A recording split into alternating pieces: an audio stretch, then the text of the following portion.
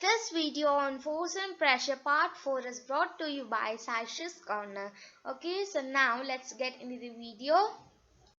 So now let's see the first topic. The first topic is gravitational force.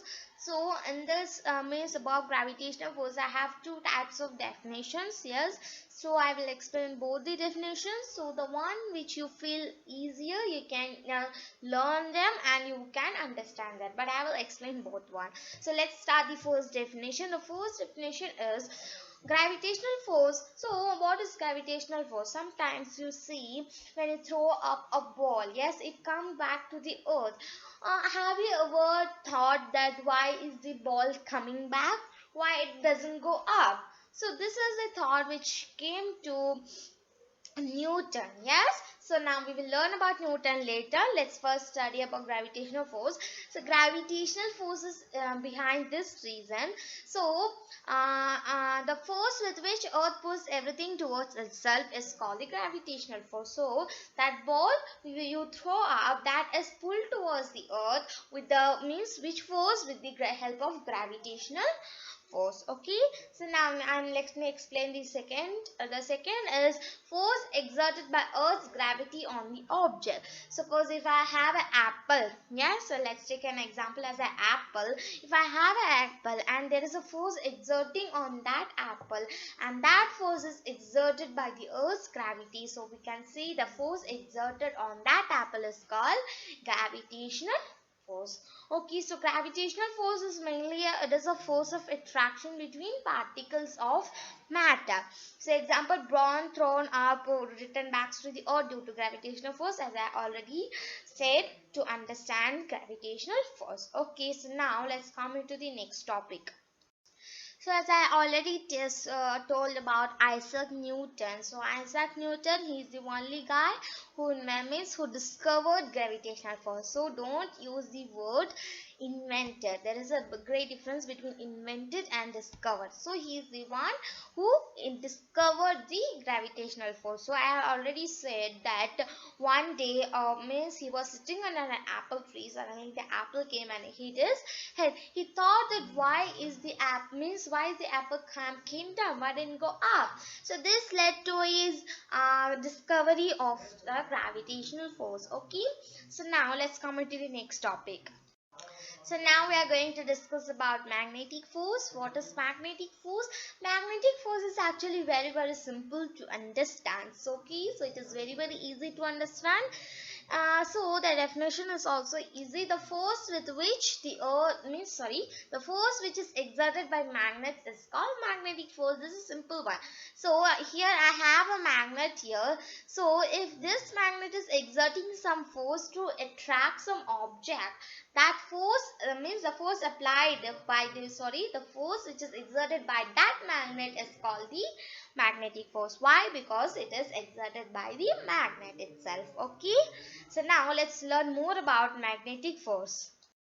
So in earlier classes you have learned about magnets, about more things about magnets in class 6. Yes, so you have a whole chapter on magnets, fun with magnets. So in that chapter you have learned that a magnet has two poles. Yes, absolutely, it has two poles. Okay, then what is the name of the poles? I think you all remember, North Pole and South Pole. So you have also learned about some properties about magnets, that like poles repel each other and unlike poles attract each other. So this is the property which we are going to which I just revised, that what are the properties we learned in the earlier classes. Okay, so now we have completed all the points and topics in the magnetic force. Now let's come into the next topic. So this is the last topic of this video. So now we are going to learn about electrostatic force. So what is electrostatic force? The force exerted by a charged body on another charged or uncharged body is known as electrostatic force.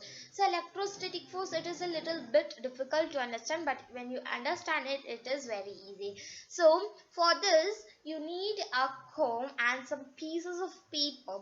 Okay, so first run your comb, means run the comb through your hair. Okay, after that put some pieces of paper and put it just above. Don't touch them, just put it above.